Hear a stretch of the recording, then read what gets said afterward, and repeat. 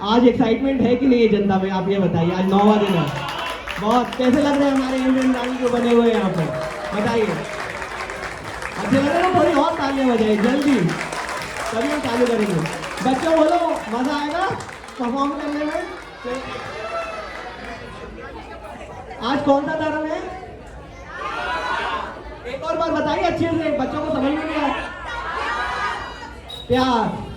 त्याग कैसे करते हैं अपन? दान के रूप में, है ना।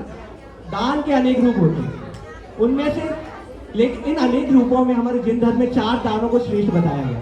वो 4 दान कौन से हैं? किसी को पता है क्या? हाँ, वो भाभी आप इधर आओ, इधर बताओ। अच्छा नहीं आओगे, आओ ना, कोई एक आओ। हाँ,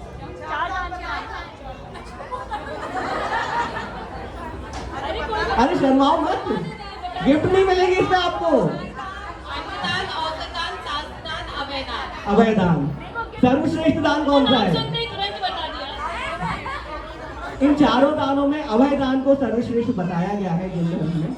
ऐसा क्यों? अभय अर्थात भय, तो अभय का अर्थ हुआ हमारे आसपास जितने भी जीव वास करते हैं उनको उनका भय मुक्त जीवन प्रशस्त करें। किसी भी जीव को किंचित मात्र भी कष्ट ना पहुंचने का आंतरिक भाव होना ही अभय दान है। इसके अनेक रूप, छोटे से छोटा का, अभी से लोग बातें करने लगे और बच्चे क्या बोलेंगे। छोटे से छोटा कार्य करना जिससे प्राणी मात्र को त्रास ना पहुंचे, वह भी अभय दान है। आप लोग अच्छा ये बताओ, इस तरह से बातें आ रही है या इस तरह से बातें आ रही है? बीच में से। अच्छा, इधर से। छोटे से छोटा कार्य करना जिसमें प्राणी मात्र को त्रास न पहुंचे, वह भी अभय दान है। और शरणागत, अपने शरणागत आए जीवों की बड़े से बड़े त्याग देकर संरक्षण करना, वह भी अभय दान है। जिन धर्म का आधार है अहिंसा परमो धर्म, और अभय दान का इस आधार को मूल स्वरूप को दर्शाता है। इसीलिए अभय दान को 4 में सर्वोत्तम माना गया है। जो भी जीव अभय दान के इस मूल रूप को अपने जीवन में धारण करता है, वह कर्म बंधन से मुक्त होकर मोक्षगामी बन जाता है। आज हमारे ये जो प्यारे बच्चे आपको सामने दिख रहे हैं,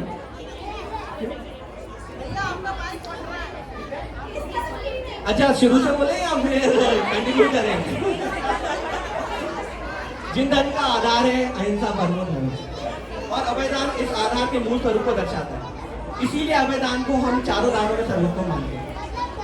आज हमारे ये प्यारे बच्चे उत्तम त्याग दिवस के शुभ अवसर पर हम सभी को ये समझ दान और त्याग के एक ऐसा ही प्रसंग प्रस्तुत करेंगे जिसमें अब एक जीव ने समस्त जीवन अभय दान का मूल स्वरूप को धारण किया और फल स्वरूप केवल मोक्ष मार्ग ही प्राप्त नहीं किया, बल्कि तीर्थंकर पदवी भी प्राप्त की।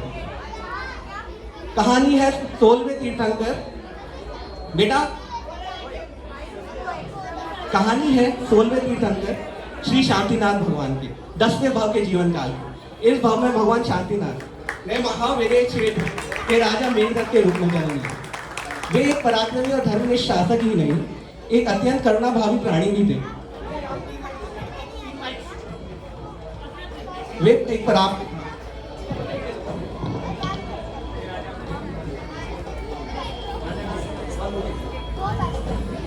तो हम सुन रहे थे कहानी 16वें तीर्थंकर श्री शांतिनाथ भगवान के 10वें जीवन काल की। हेलो,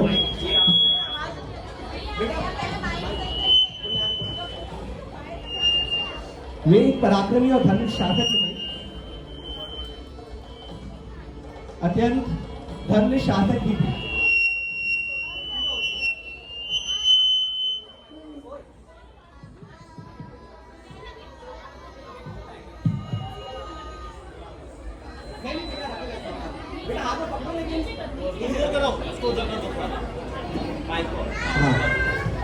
अत्यंत करुणाभावी प्राणी भी थे। तो हमारे जो शांतिनाथ भगवान का 10वां भाव था, उसमें वे थे राजा मेघदत्त के रूप में जन्म लिया था, जो महाविदय क्षेत्र में पुंडरीगिरी के शासक थे। और वे अत्यंत धर्मनिष्ठ राजा भी नहीं, बहुत ही करुणाभावी प्राणी भी थे। उनके और वे हर प्राणी की रक्षा करना अपना परम धर्म समझते थे। वे इतने धर्मपरायण थे कि अष्टानिका जैसे धार्मिक महापर्वों में अपने राज्य में हिंसा तो जीव हिंसा तो छोड़िए, जीव हानि पर भी प्रतिबंध लगवा रखा था। उन्हें उनकी अनुकंपा की ऐसी गाथा है कि कारण ही मध्यलोक ही नहीं देवलोक में भी बहुचर्चित थे वे। एक दिन ईशान देवलोक के राजा इंद्र ने अपनी सभा में राजा मेघनाद की प्रशंसा करी। उन्होंने के में एक ऐसे शूरवीर है जिनका दिल करुणा भाव से भरा हुआ है। वाह, एक क्षत्रिय होके भी ऐसे गुण। महाराज, कौन है ऐसी पुण्यात्मा? कुंडलीगिरी के शासक राजा मेघनाद। वाह, एक सम्यक्त्व और महाकरुणा भावी क्षत्रिय। ये सुनकर तो मन हर्षित हो गया। मध्यलोक में एक ऐसे शूरवीर है जिनका दिल करुणा भाव से भरा हुआ है। हाँ तो जी महाराज, राजा मेघनाद के करुणा भाव के अद्वितीय प्रसंग मैंने भी सुने हैं। वाह, बहुत बहुत अनमोल नाम। साथ ही मेघनाद अत्यंत दयालु राजा ही नहीं, अत्यंत धर्मिष्ठ। साथ ही मेघनाद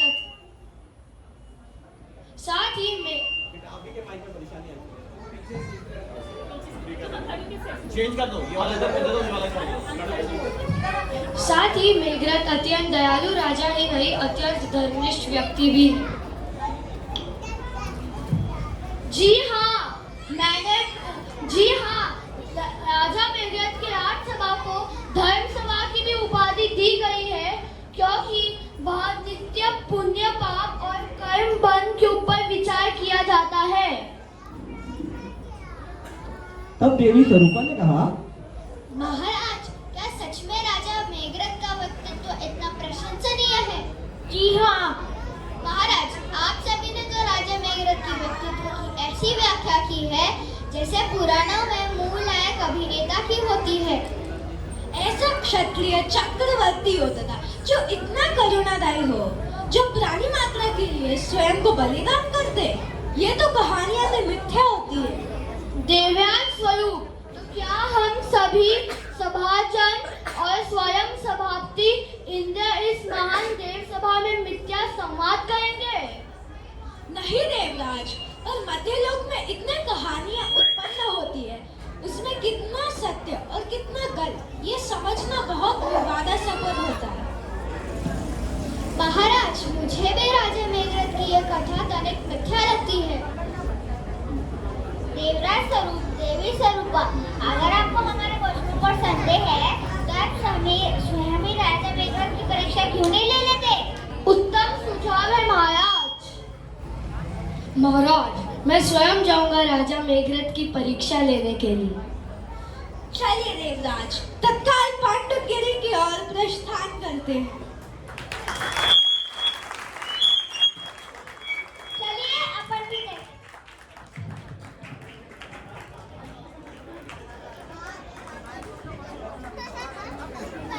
तो इस प्रकार ईसान लोगों के देवों द्वारा राजा मेघनाद की परीक्षा लेने की योजना बनाई गई और अतिरूप देव और स्वरूप देव दोनों ही मेघनाद की राजसभा जा पहुंचे।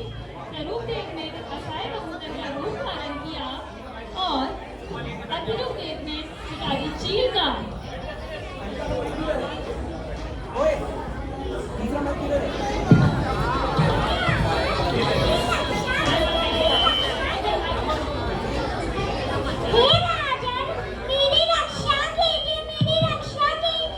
उठो वत्स, क्या हुआ?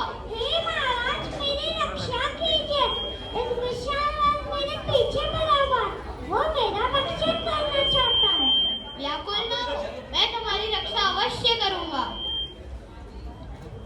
कहाँ गया वो कबूतर? कहाँ छिपा है? मैं 6 दिन से भूखा हूँ, आज उसे खाकर अपनी शुदा मिटाऊंगा।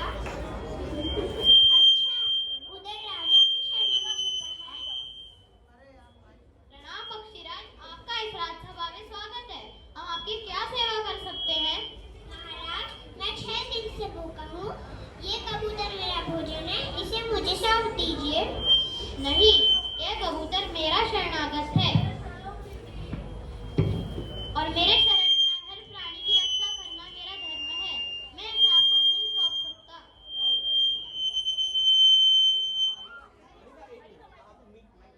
महाराज, मैं भी तो 6 दिन से भूखा हूँ। अगर आज मुझे भोजन नहीं मिला तो मैं भूखा ही मर जाऊंगा। मेरी प्राणों की रक्षा करना तो आपका ही दायित्व है। आपने बिल्कुल सही कहा और आपकी शिधा मिटाने हेतु तत्काल उत्तम व्यवस्था करवाई जाएगी। अनाज, मिष्ठान, फल, बताइए आप क्या ग्रहण करेंगे? महाराज, मैं एक वनवासी जीव हूँ, मैं सामूहिक भोजन ही खाता हूँ, ये सब नहीं। परंतु इस राजसभा में जीव हिंसा अधर्म है।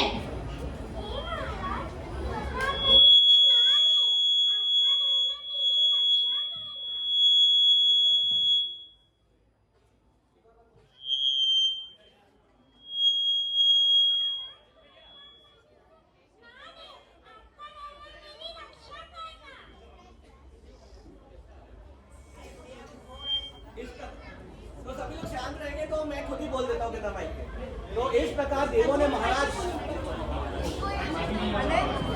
हेलो,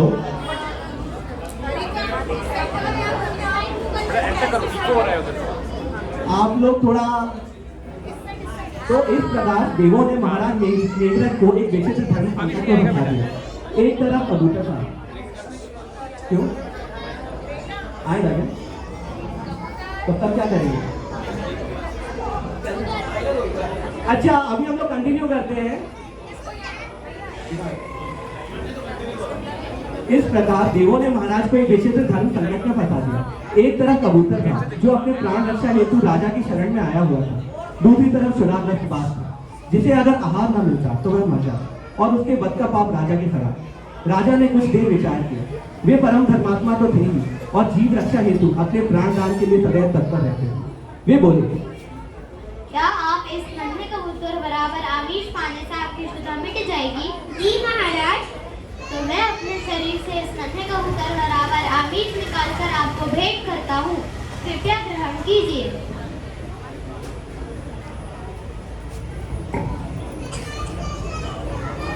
महाराज, आप क्या कह रहे हैं?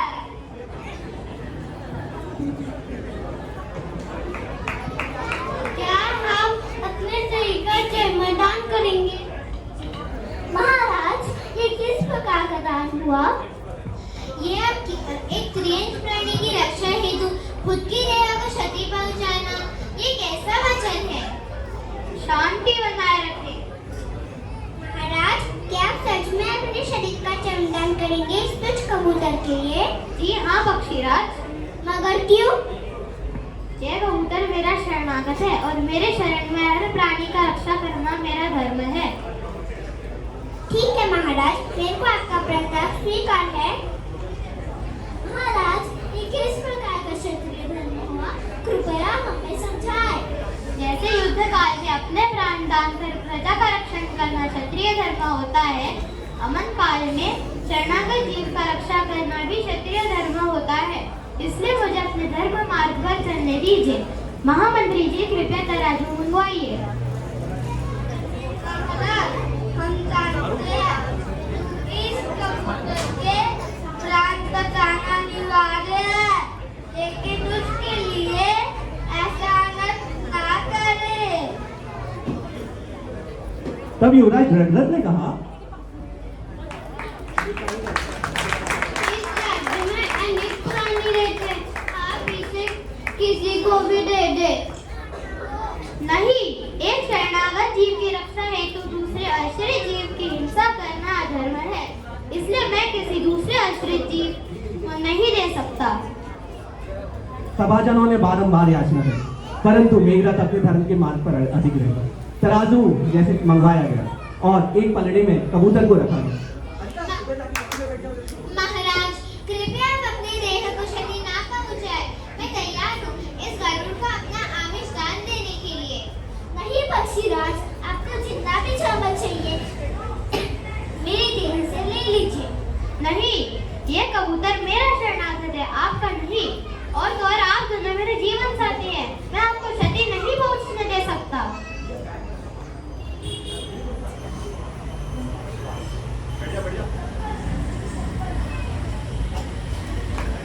राजा मेघरथ ने अपनी तलवार निकाली और स्वयं अपने शरीर से चंद चीरकर दूसरे पलड़े में रखना शुरू किया। पहले कंधों से, फिर हाथों से, फिर उधर से, लेकिन तराजू नहीं मिला। फिर राजा ने अपने सीने को चीरा, फिर जांच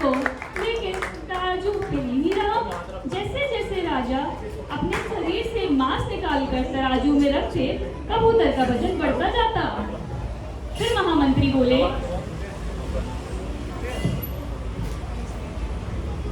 कैसा अनोखा पक्षी है, इतने छोटे हुए मैं भी इतना भारी।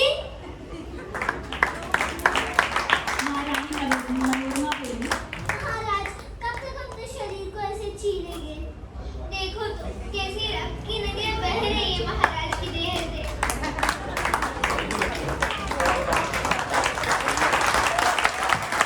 कोई तत्काल व्यक्त होगा।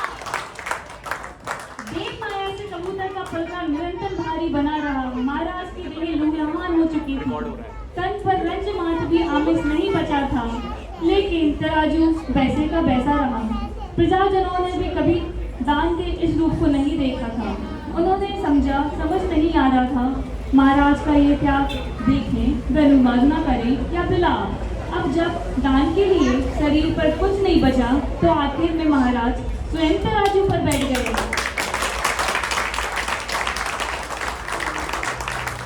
महामंत्री ने चौंकते हुए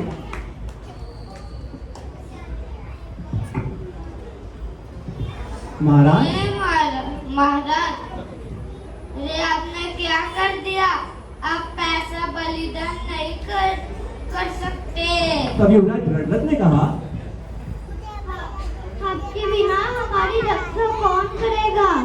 अगर आज मैं एक तुच्छ कबूतर का रक्षण नहीं कर पाया तो मैं संपूर्ण प्रजा का रक्षण कैसे करूंगा? जीव रक्षा हेतु महाराज मेघरथ ने अपने प्राण दान करना सौभाग्य समझा। आज उनका जीवन धन्य हो गया। यह कहकर राजा मेघरथ ने कारुत्सव की मुद्रा धारण कर ली और आत्म ध्यान में लीन हो गए। देवराज भी महाराज द्वारा दर्शाए गए इस अभयदान के रूप को देखकर अचंभित थे। दोनों ने तुरंत ही अपना असली रूप धारण कर लिया। अचानक पुष्प वर्षा होने लगी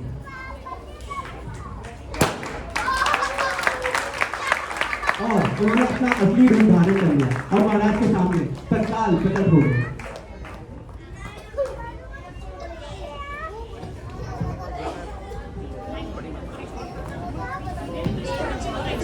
महाराज मेघरथ की जय, महाराज मेघरथ की जय हो, महाराज मेघरथ की जय हो। हम सभी ईशान देवलोकवासी हैं। हमने देवराज इंद्र से आपकी प्रशंसा सुनी थी, लेकिन मेरे मन में शंका थी, इसीलिए हमने आपकी परीक्षा ली। महाराज आप अपने करुणा भाव धर्म और दान के रूप का जो दर्शन किया उसकी प्रशंसा हमेशा रहेगी। मैंने आप जैसे महान पुण्यात्मा जीव के चरित्र पर शंका करी, उसके लिए मैं क्षमा याचना करता हूँ। धन्य हो आप जैसी पुण्यात्मा। ये अब आपको बारंबार नमन। ये कहकर स्वरूप और अतिरूप देवों ने देवलोक गमन किया। राजा मेघरथ देवों द्वारा रचे हुए इस प्रपंच में सफल हुए और उन्होंने करुणा भाव और धर्मनिष्ठ का सर्वोत्तम प्रदर्शन किया था। परीक्षा उपरांत स्वरूप देव और अतिरूप देव ने ईशान देवलोक में गमन किया और इंद्र सभा पहुंचे।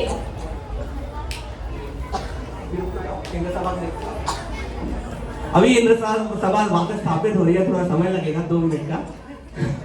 तराजू तो नहीं था उसमें कम से कम।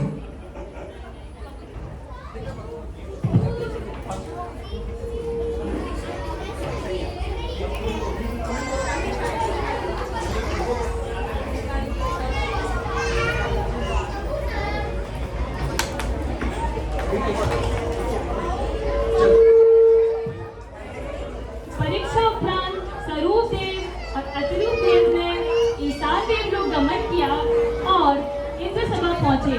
वहां देवराज इंद्र ने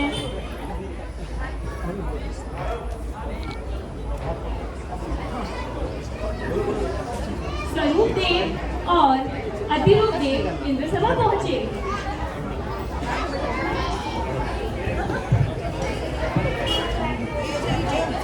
महाराज की पधारी देवराज, आपका स्वागत है। महाराज की जय हो, महाराज की जय हो, महाराज की जय हो। परीक्षा? महाराज, परीक्षा पूर्ण रूप से सफल हुई। महाराज ये बिल्कुल सही थी। राजा मेघरथ तो स्वयं करुणा की मूर्ति है। प्लीज थोड़ी बात कम करिए। हमने उनका कड़ा उपचार किया, फिर भी वो थोड़े भी विचलित नहीं हुए। मैंने उनकी रक्षी बनकर उनके बाद से अपनी रक्षा की याचना की। उन्होंने मुझे आश्रय तो दिया ही, साथ ही साथ मेरे प्राण रक्षण हेतु को बलिदान देने को तैयार हो गए। ऐसे वीरात्मा को मेरा बारंबार नमन। आशा है आपको अब राजा मेघरथ के उच्च चरित्र पर तनक भी संदेह नहीं होगा। जी महाराज। देवी स्वरूपा, देवराज स्वरूप इतनी शीघ्रता न करें। अपने मूल्यांकन को बदलने में मेरी भी परीक्षा बाकी है। देवी स्वरूपा बोली, देवी स्वरूपा, आपने परीक्षा के लिए क्या सोचा है? महाराज, हमेशा की तरह मैं अपने आकर्षण से उनकी सम्यक भाव की परीक्षा लूंगी। राजा देवव्रत की परीक्षा अभी पूरी नहीं हुई थी। अभी तो देवों ने केवल उनके करुणा भाव और धर्मनिष्ठा को दिखाया था, के दर्शन मिले थे। स्वरूपा को अभी भी उनके चरित्र पर, सम्यक चारित्र पर थोड़ी शंका थी और वे अब अपनी परीक्षा लेने को अग्रसर थे, लेकिन तुरंत नहीं ली। उन्होंने थोड़ा समय रोका। आप लोग थोड़ी ही शामिल हुए थे। देवी स्वरूपा देवलोक की सबसे सुंदर स्त्री थी और वे अपनी अदाओं और नृत्य से देव सुर सभी का मन मोह लेती। तो उन्हें लगा कि राजा मेघरथ तो बस एक साधारण मध्यलोक निवासी जीव है, उन्हें तो वे बहुत ही आसानी से मंत्र मुक्त कर लेंगे। कुछ समय पश्चात जब एक दिन राजा मेघरथ को उन्होंने अपने एकांत में बैठे देखा तो देवी स्वरूपा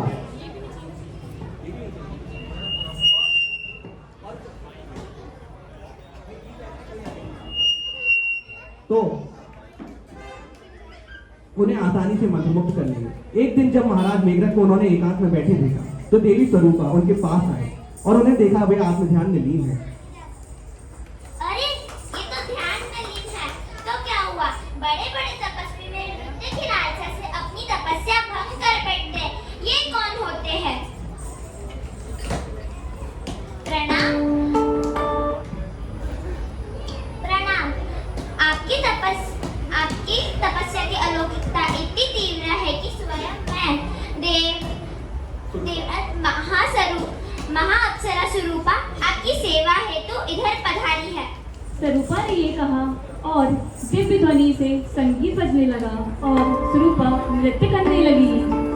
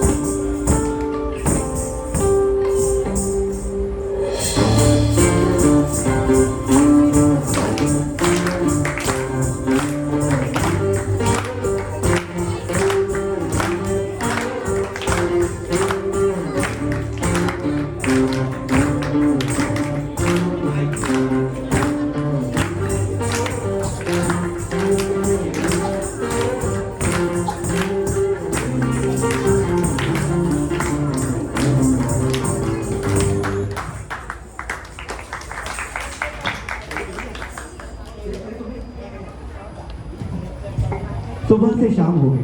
स्वरूपा यूं ही नृत्य करती थी। स्वरूपा के श्रृंगार रस से, सुशोभित वचनों से एवं नृत्य चेष्टा से उन्होंने अनेक प्रकार से अपने महाराज का ध्यान भंग करने की कोशिश की, लेकिन महाराज वैसे ही ध्यान में लीन है। स्वरूपा बोली, अरे 3 पहर बीत गए मुझे नृत्य करते करते। इतने में तो समस्त मध्य लोक को लुभा लेती, पर इनकी तो आंख ही नहीं खुली। ये तो सच में ही एक अद्भुत प्राणी है। आपको बारंबार ये सोचते हुए स्वरूपा ने अपना नृत्य रोक दिया और महाराज को नमन कर कर वहीं बैठी रही। कुछ समय पश्चात महाराज का ध्यान पूरा हुआ और उनकी आंखें खुली। मुझे क्षमा करें महाराज, मैंने आपकी तपस्या भंग करने का प्रयास करा और आपकी सेवा करने का छल किया। महाराज ने देखा कि संपूर्ण इंद्र लोग महाराज के सामने उपस्थित था। महाराज देवराज इंद्र ने कहा, महाराज आज ईशान लोकवासी देवों ने आपकी परीक्षा ली, इसके फलस्वरूप आपके दिव्य चरित्र के दर्शन हुए। आप जैसे भक्त जीवों को बारंबार नमन। महाराज मेघरथ की जय। महाराज मेघरथ की जय। महाराज मेघरथ की जय। जय।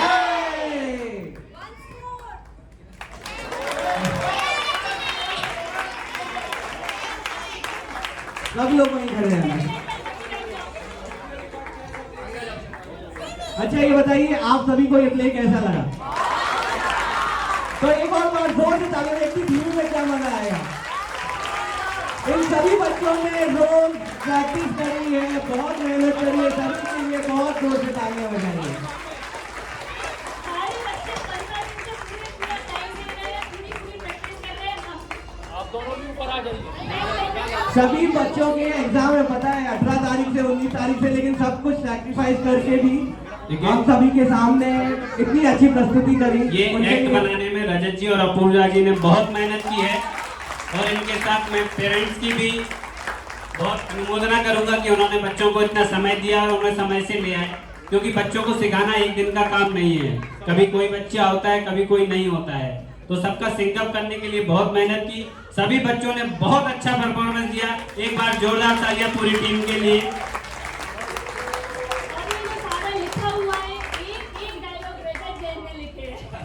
और ये सारी स्क्रिप्ट हाँ कहीं से कॉपी नहीं की है, ये खुद बनाई गई है, सारे पढ़ के, और उसके बाद सारे डायलॉग्स ऐसे रखे गए ताकि बच्चे आराम से उसको याद कर सके। तो यदि कोई भी शब्द आप लोगों को अच्छा ना लगा हो तो उसके लिए सभी से क्षमा है, लेकिन एक्ट बहुत अच्छा हुआ है।